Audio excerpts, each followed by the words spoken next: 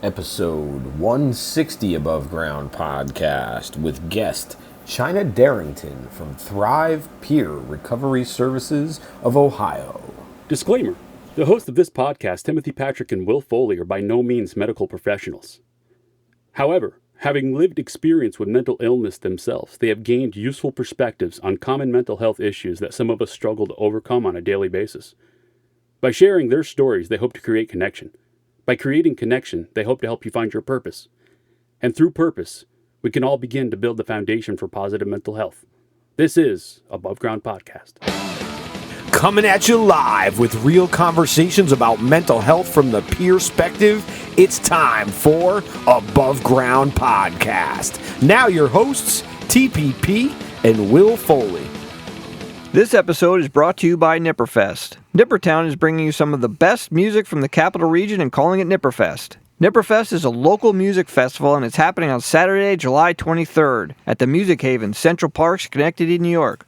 Local food, local craft beer. Did I mention it's free? July 23rd it's happening, so bring down the family. Stop at the Above Ground podcast table to say hi. P.S. This is kid and dog friendly.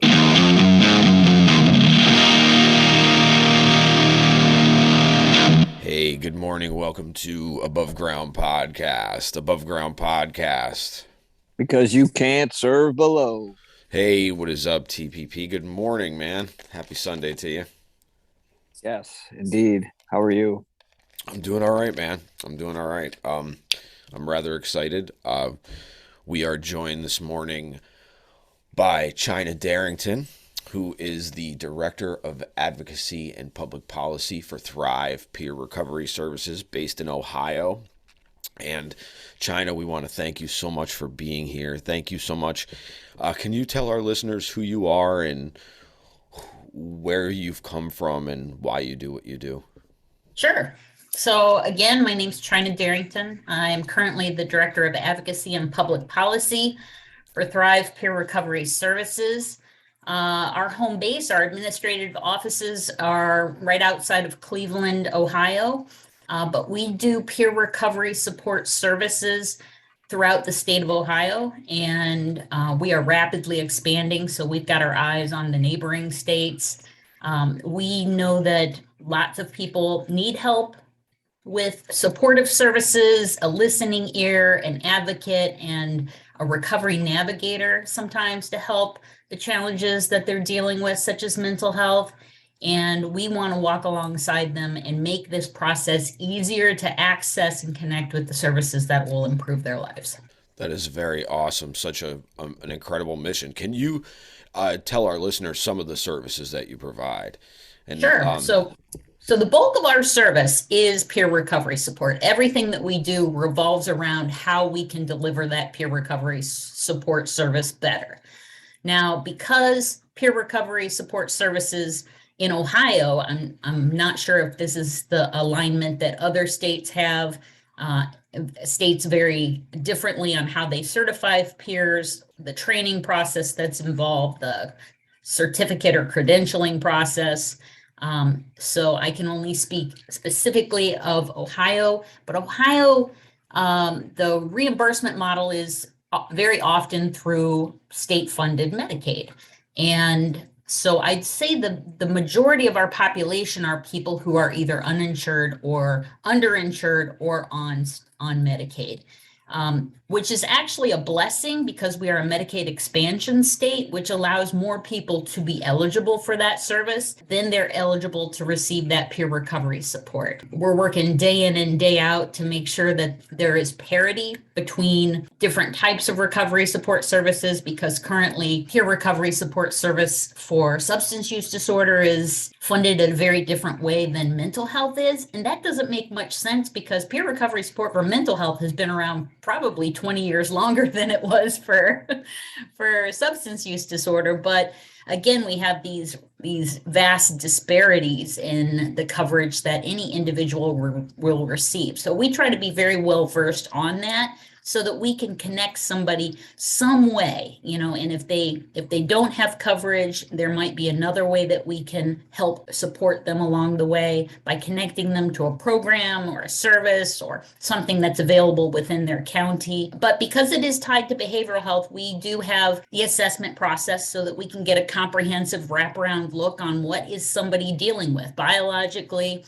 emotionally, psychologically, socially, and environmentally. What's going on in that home and family dynamic that's making it easier or more challenging for them to stabilize and address the issue that they see is present in their life.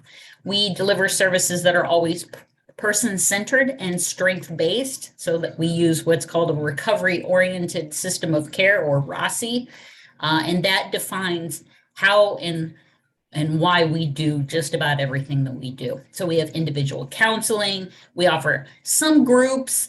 Some of them are more informal, again, because of the reimbursement structure. It's just easier for us to have these informal support groups. Sometimes a particular individual peer recovery supporter that works for Thrive might have, they might realize that the people that they work with benefit from each other's experience, not just the peer recovery supporters. So recovery in general is kind of an interesting community in how it's built. And because we are a non-clinical service that is often interpreted through a clinical lens, we have not the same ethics that a credentialed counselor might have to hold by. So there are some blurred lines that we find actually benefit people in recovery most often. But with that clinical lens, we still uphold the most stringent confidentiality, for where that is appropriate and necessary. You had mentioned you do have some groups. We do, yeah. And again, a group peer recovery support is it's something that does have a line item for reimbursement, but the people who attend these groups, they don't care about that.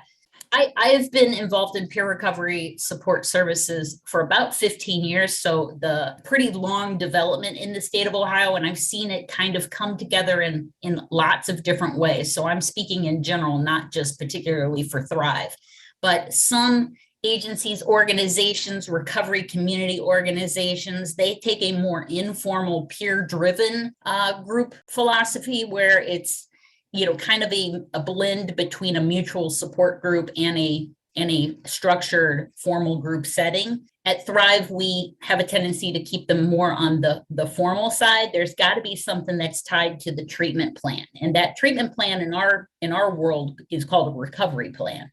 So it's, again, identifying those psychosocial and environmental conditions that person we're working with wants to improve. Like, I want my family to work better. I want us to get along better. I want to be able to work a part-time job. I want to be able to work a full-time job. I want to go into advocacy. I don't want to self-medicate. So whatever it is that they're saying they want to do, we try and get them connected to the supportive services and people that can help make that possible. China, as a peer recovery advocate yourself and all the work you've done since the beginning of your career, can you tell our listeners why you've come to this? Oh, absolutely. So I am a person in long-term recovery from a whole bunch of stuff. And some of those things were substance use disorder and a severe and persistent mental illness. And my substance use disorder came to the attention of the people around me and the systems around me first, because we have such that criminalized perspective of anybody who uses a chemical to manage anything else in their life. And so because my chemical was on the more extreme side of use, they said, oh, you can't do that. And yet when they said you can't do that, they didn't make it very easy to not do that. I was physically dependent. I was emotionally dependent. I had an entire lifestyle and culture that was around it. So I got immersed into substance use recovery first. And that was back when the time that I'm talking about is back in 1995. And I was kind of immersed into a particular model of recovery. And that particular model was 12-step. And with a little bit of encouragement and support, well, I don't know if I want to really call it support, from criminal justice, because I was criminal justice involved. So there was some external motivation for me to change my life, because I didn't want to go to prison. And then there was the internal motivation of, I had gotten to the point with my substance use disorder that the substances weren't working nearly as effectively as they used to. And yet I was really hemmed up with needing to use them, find them, get them, support them, be under the influence of them, like the vast majority of every single day. And I was getting a little tired of that. So I was internally motivated to make a change, but kind of coaxed and coerced to do that on a timeline that would satisfy the criminal justice system. And I'm a chameleon. I can, if you put me in the criminal justice system and say, here's a hoop, jump through it, I can practice to do that. So forward facing, looking from the criminal justice system, they probably thought I was a real good probationer. They thought I was really good going through that court system. I showed up on time. I spoke in language that they didn't have a problem with. On the outside, it looked like I was ceasing my use of substances. But if you know anything about substance use disorder, sometimes you don't make a clean break. Sometimes you got to say, well, I don't want it to destroy my life, but I can't even envision a world where I don't use anything ever. And that was too extreme for me. So I would go periods of time without using, but then I would sneak off when I realized I probably wasn't going to get drug tested for 3 or 4 days, or, I could go out of town and they couldn't call me back because I had permission, and I would get high during those times. So I was practicing certain parts of substance abuse recovery, but not in a purist or, totally aligned with that abstinence model of recovery. And one of the big reasons that I would have these weekends away was because my brain kept doing weird things that everybody said if I stopped doing drugs, my brain would stop doing that. But I would lose my damn mind, have tons of energy, go days without sleeping, come up with brilliant ideas, and then crash, and wouldn't be able to, do my basic daily requirements for days or weeks at a time. And the professionals that I was working with at this time said, maybe you want to get a mental health evaluation. And I was, again, in that 12-step culture that said, don't take anything mood or mind altering. And the subtext of that was psych meds are included, psych meds, anything, methadone, Suboxone, buprenorphine, anything that could, be physically dependent, you're just replacing one habit for another type of thing. And so I was like, well, maybe if I just, don't use drugs for a little bit longer, my brain will level out. But that did not happen. And so I practiced this recovery thing for a while, several years, and my head never leveled out. Like other people seem to stabilize, get jobs, take care of their families. And again, every now and again, my brain would just unravel. Again, those kind professionals who had seen my story said, how about that mental health assessment again? And it took me about 3 years into this process before I agreed to it. And the only reason I agreed to it was I had become a mother during this time. And I was starting to see how this instability was affecting this child I was responsible for.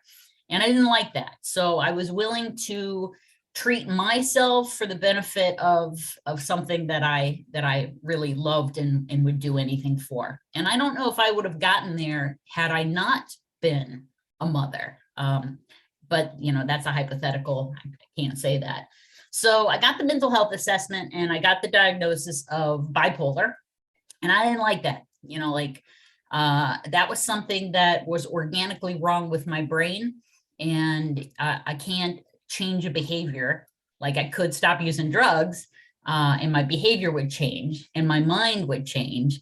I can do everything right, and my bipolar, can flare up on any given day. So I can have symptoms. So I didn't like that. It took me a little while to wrap my head around it, to understand what it was, that it wasn't like the stereotypical thing that I had been fed. These are people with severe and persistent mental illness. I started to accept and understand the condition that I was living with. It made sense to me, when they read the diagnostic criteria of what bipolar is. I was like, it's kind of familiar, it resonates.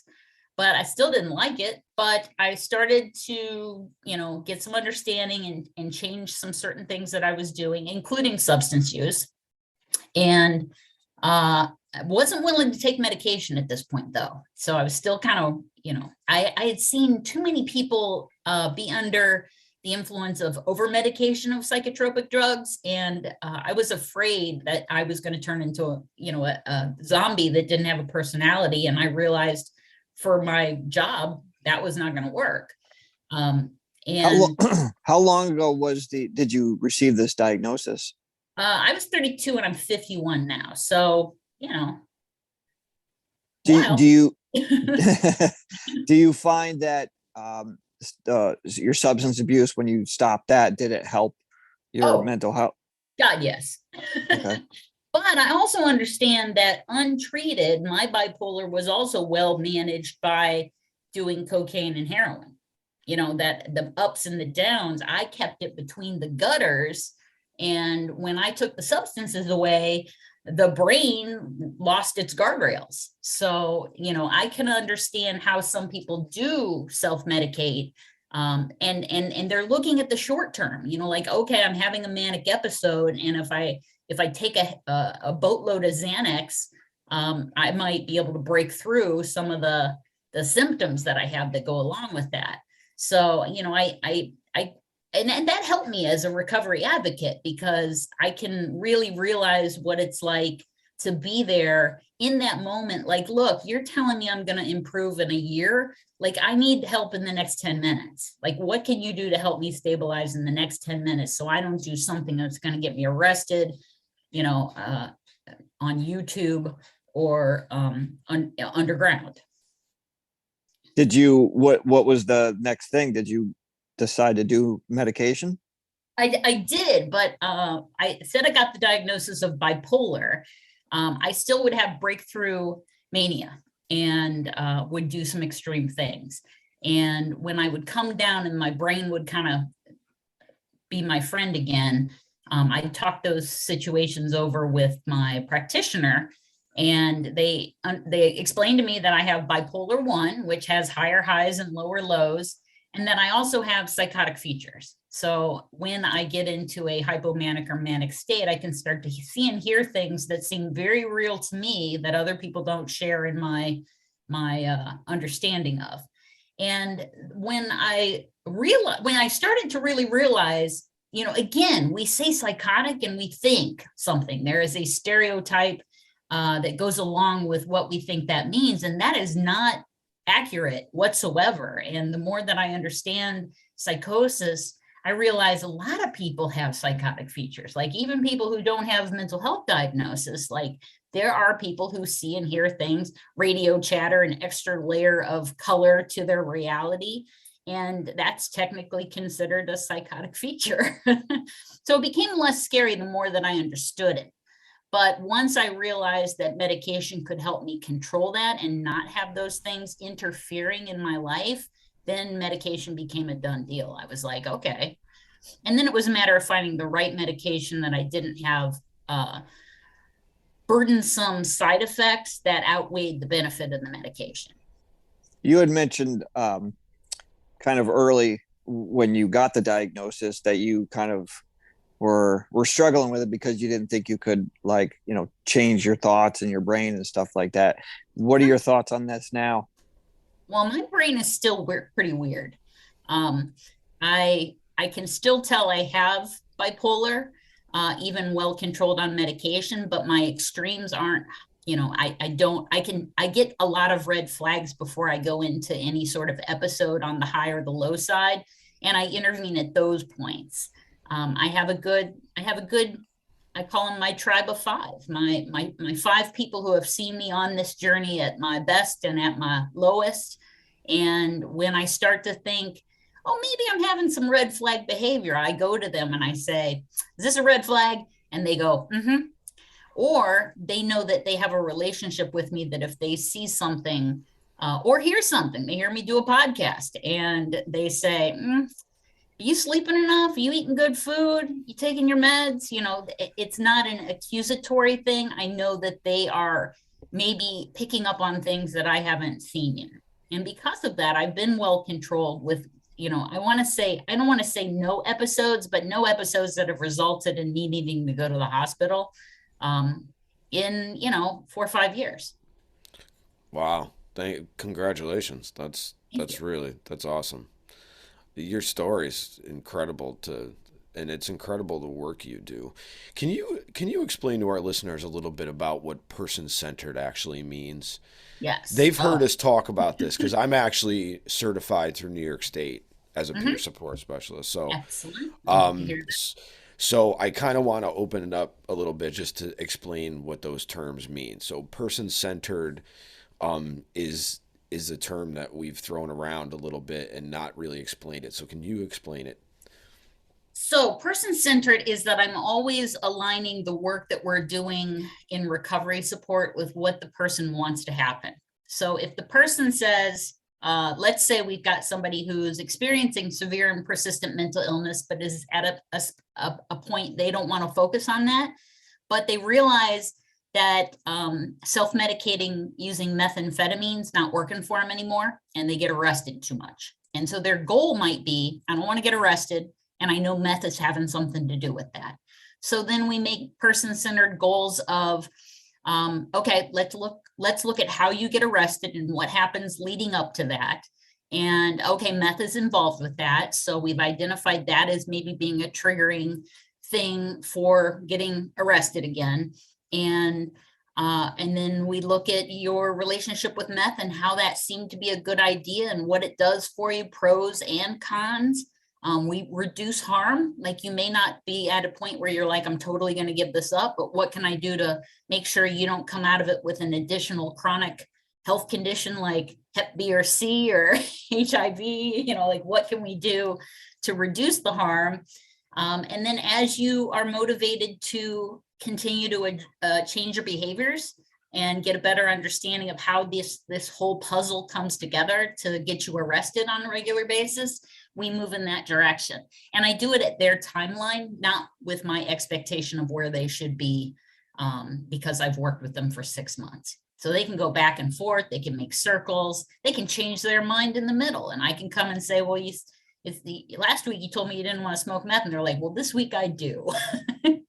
So person-centered is very much, and it's frustrating for our support people sometimes, and it's frustrating for our provider systems sometimes, and it's really frustrating for well-intentioned court systems or child welfare systems that they have a timeline that they can work with a person. Like you only get 22 months in child welfare, and you're either going to be a safe, strong parent who can get your kids back, or they have to make permanent decisions for your kids, and that's a federal law.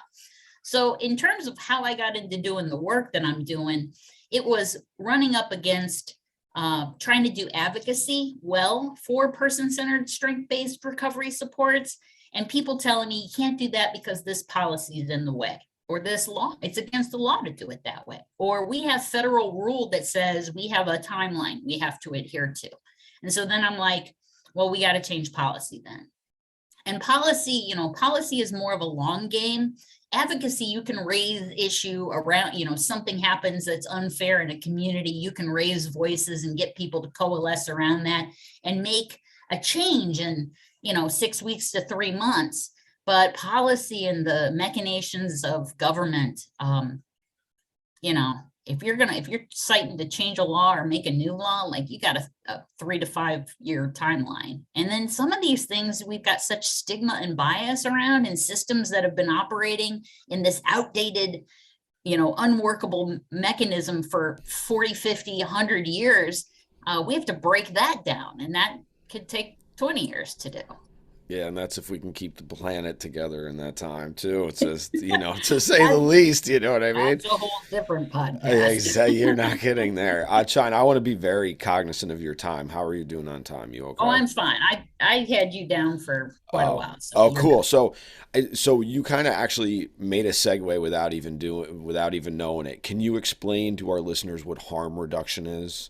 Yes. Because I think Okay. there's a lot of talk of that seems to be on the internet or whatever lately. So, So harm reduction is it's actually it's really simple. If you think about I'm going to go out in the sun and I'm going to put some sunscreen on. That's okay. harm reduction, Right. right? So Okay. I realize if I go out in the sun, it might feel good. I really like it, but the next day I'm all red and blistered, and some sunscreen will allow me to enjoy the sun as much as I want to without having a burn the next day.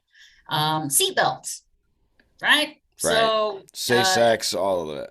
yeah, I'm Right. 51. I remember a time we didn't have seatbelts in cars, and I Oh remember when yeah. they passed the law that they mandated seatbelts, and there was all sorts of hubbub about you can't tell me what I got to do, and now seatbelts are a no brainer. Like they don't even make cars that don't have half the time they automatically belt you in. Um, so we kind of over 40 years have accepted harm reduction with seatbelts. Another one that's kind of a no-brainer is don't drink and drive. Get a designated driver. And if you think about it, that's around a substance, but it's around a legal, culturally acceptable substance. Right. But to reduce the harm, don't be a knucklehead and get behind the wheel of a car if you've been drinking. Go get, enjoy yourself, but call an Uber, get someone to take you home. So that's harm reduction. So when we think of it in sunscreen, seatbelts, and designated drivers, people don't really have too much of a problem with it. But when I say I'm going to give people who use injection opiates or injection drugs, I'm going to give them safe syringes. I'm going to give them bleach and sterile water. I'm going to teach them how to have a better technique for injecting so that they don't have open wounds, abscesses, and endocarditis that may kill them.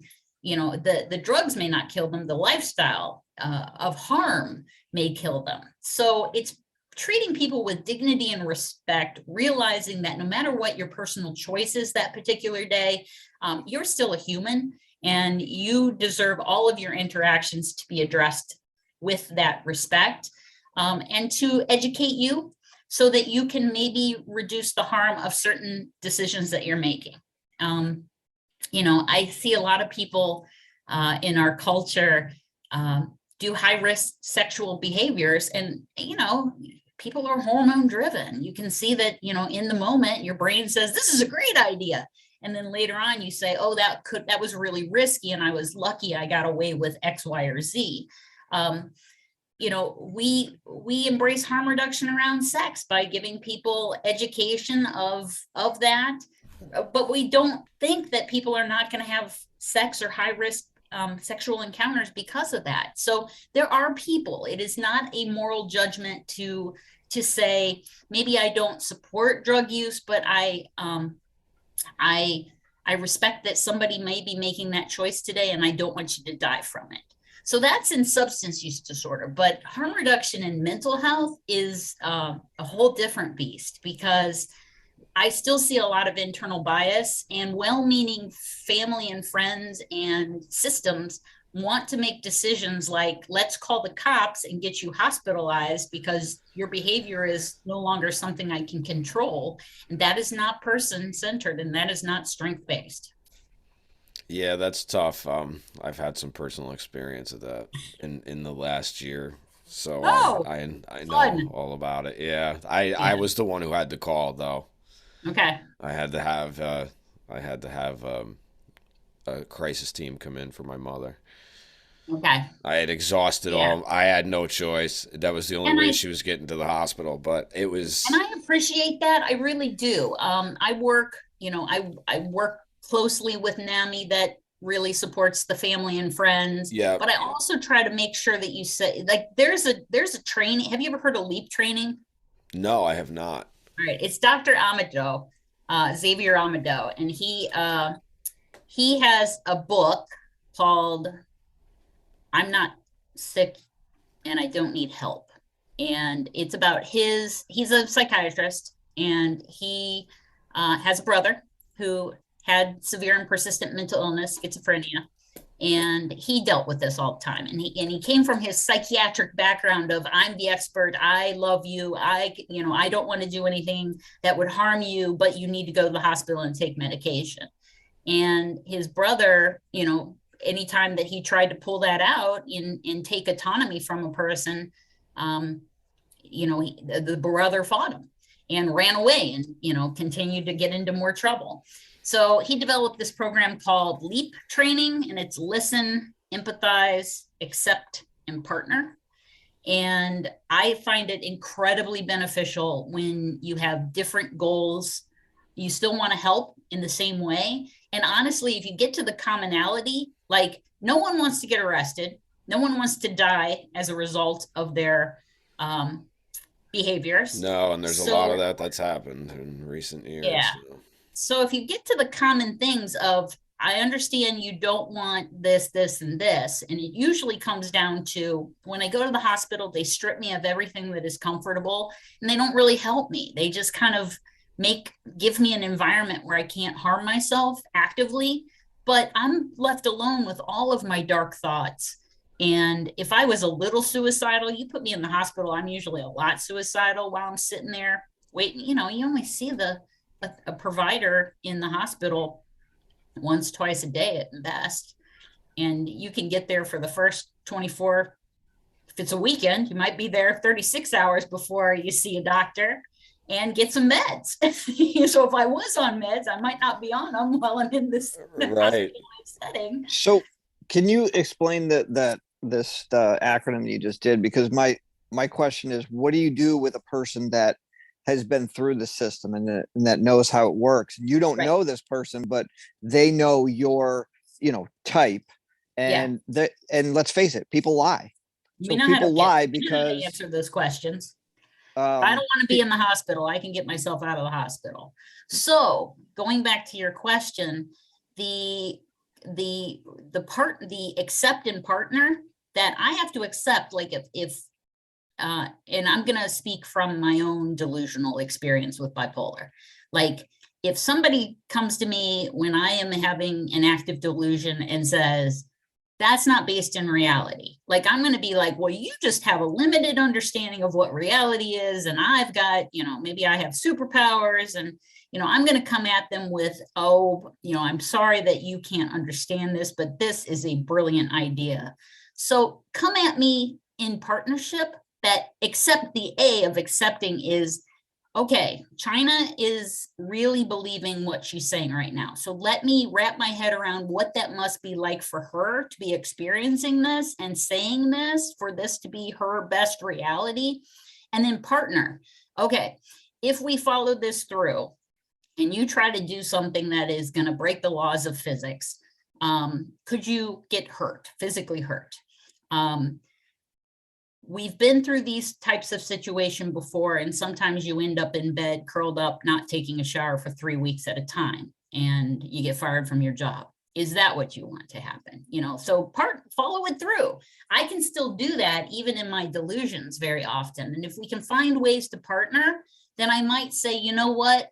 I'm going to call the hospital on myself, and I'm going to get that crisis team out, and I'm going to ask for help.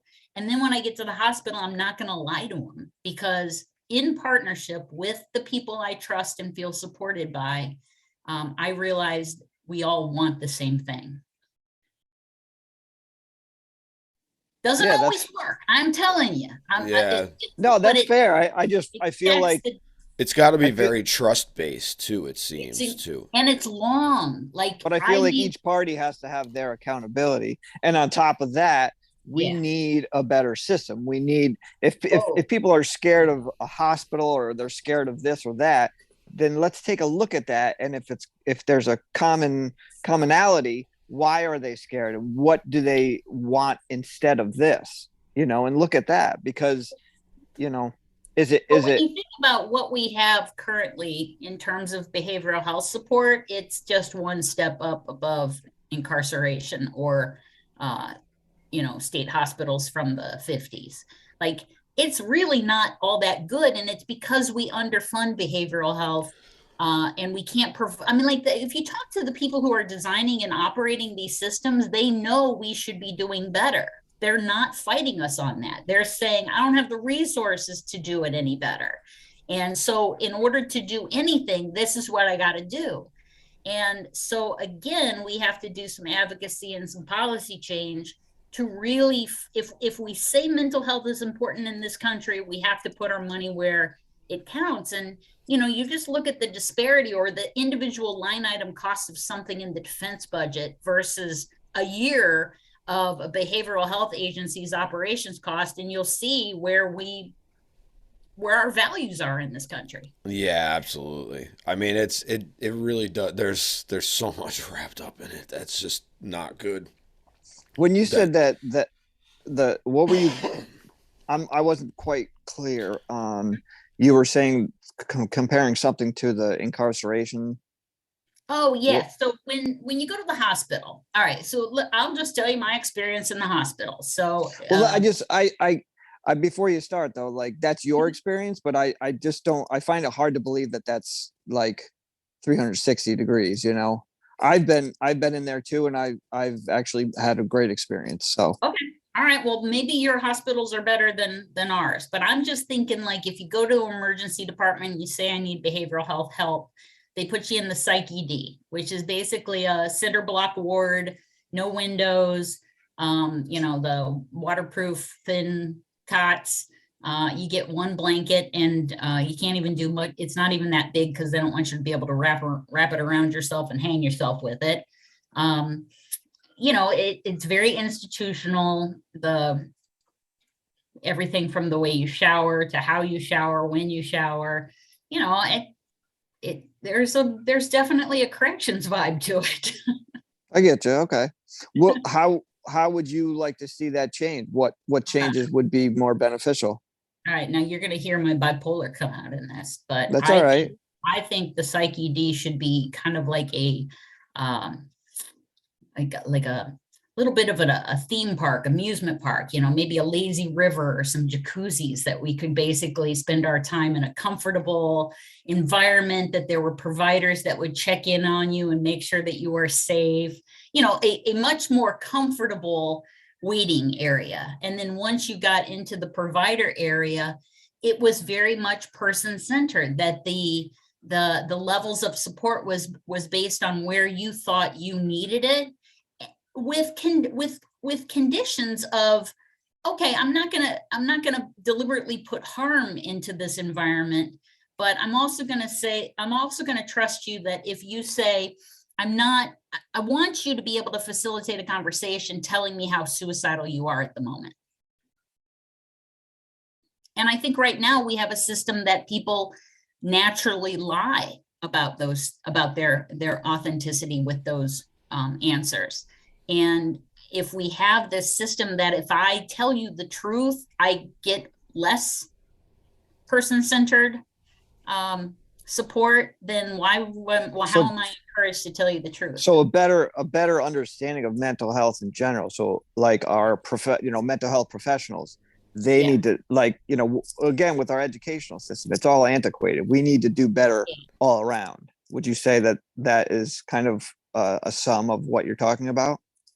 Well, one of the things that I say with psych meds is that we put some men on the moon in the 60s, and we haven't really advanced psychotropic, pharmaceutical support all that far from the 60s. We've got some atypical antipsychotics, we've got some long-acting injectables, but really, if we put the same energy into, we're going to go to the moon, as we did for advancing understanding and treatment of behavioral health and mental illness, we should be a lot farther along than we are. No, yeah, I think we both can agree on that. I kind of goes back to what you were saying. Agree on that. To change something like that is, That's there's it's a long haul, and there's multiple mountains in the way of that, but I agree. Oh, I'm for the sake of this podcast, I'm illustrating where we have issues. I'm Yeah, not yeah, saying yeah. I'm not saying that in 6 months we can fix this. No, I know. I Oh know yeah, that. no, we know. Oh yeah, we Okay. know. Yeah, no, no, no, no. That wasn't even implied at all. Because yeah, this is the long game. Because This is the one. I've started to learn about advocacy just because I've worked. The job that I'm actually leaving currently is actually a lobbying firm for Okay. agriculture. So I've learned about advocacy, but I also have done advocacy for the American Foundation for Suicide Prevention and gone and you tell your story in front of political people, but it's you really do have to go there. It has to be part of it. See, because you can't fix it from one side or the other. It just all has to be involved, and you have to Yes. involve those people regardless of whether you want to or not. So And you have to ask the questions of why is it this way? Why is the system built this way? And they'll tell you. They'll tell you the infrastructure, the barriers, the lack of funding, and they'll tell you what we need to change it. And then you start chipping away at that little by little. yeah, and I think it's a great thing to have a company like yours. Ah, look at that. Ah, could have hung out. I could have brought mine in. Fernando hasn't made an appearance in a while. Um, Timmy, I wanted to start wrapping up soon, so I wanted to know if you wanted to ask China anything before we start the lightning round. Not that I can think of. Maybe just anything that you would like to add, anything you would like to say on behalf of either peer support or just your general kind of any kind of general words on mental health and in that aspect. I think for anybody who might be thinking that they're struggling with a mental health situation, and that can be themselves or a loved one, that mental health doesn't have to be the defining feature that affects every area of your life, and that is of the person or as a family dynamic. With good understanding, most mental health situations are able to be treated and well controlled. They don't go away, but they become a facet of who and what you are instead of, everything people think of when they hear your name. Um, and that, don't be afraid to come out and talk about those challenges. You normalizing the conversation around mental health improves us as a community and as a society. So we take the macro level of what I'm doing with it, and we try and make it safer for the next person to address their issue. Right now, the average between diagnosis and well treated symptoms is about 10 years. Let's aim for that being 5. Yeah, that sounds like a Well, great goal. That sounds sounds like like a a good great goal. plan. Well said. Well It said. does. I think with more conversations with people like yourself and everyone like this, I think we can try to accomplish that. China, thank you so much for taking the time this morning to talk with us. We always finish up the podcast with 3 questions, so I'm going to let Tim take it away. Do you have a favorite or a least favorite word? Oh, favorite. I think I like phantasmagoric. That's a first. Yeah, It's an that's Edgar Allan Poe word. all right. From which piece? I have no idea. All right. Wow. I'm We're gonna have gonna to have to try to look. Google that for us. I'm gonna have to look that up.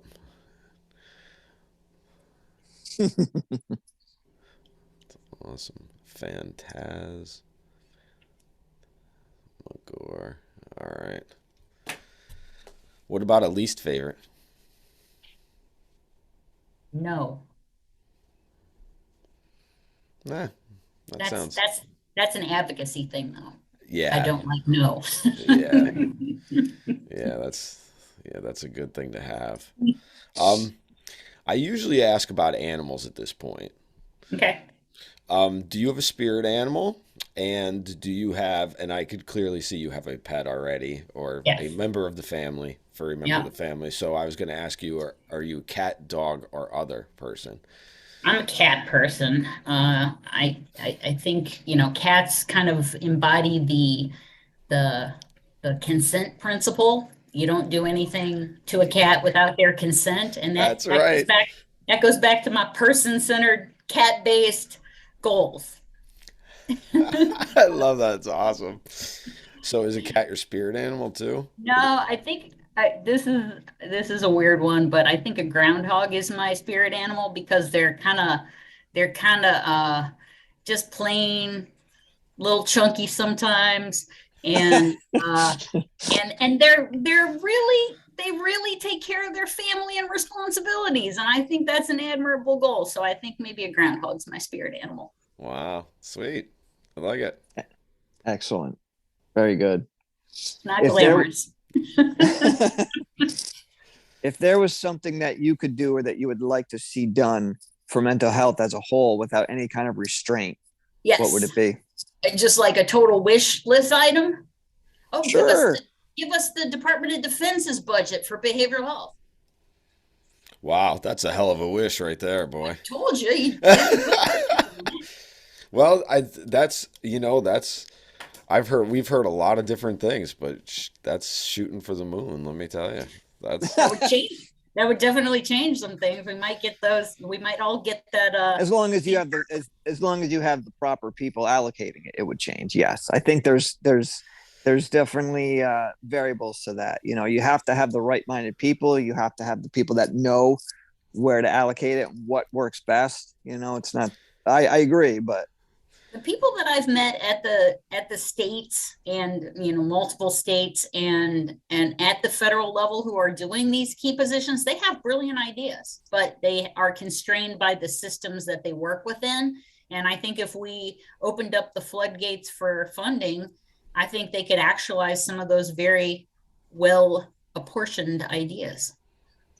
I'd like to see them try at least. sure. yeah, make the attempt because a lot of them don't make the attempt. I get it. Mhm. I get it. I mean, China, Oregon, oh, yeah, oh, Oregon no. decriminalized. We probably won't put this in, but Oregon made a state level to decriminalize drugs, and it changed the war on drugs approach in their state and allowed more people to access safe conversations about changing behavior. So not everybody stopped by any stretch of the imagination, but again, going back to harm reduction.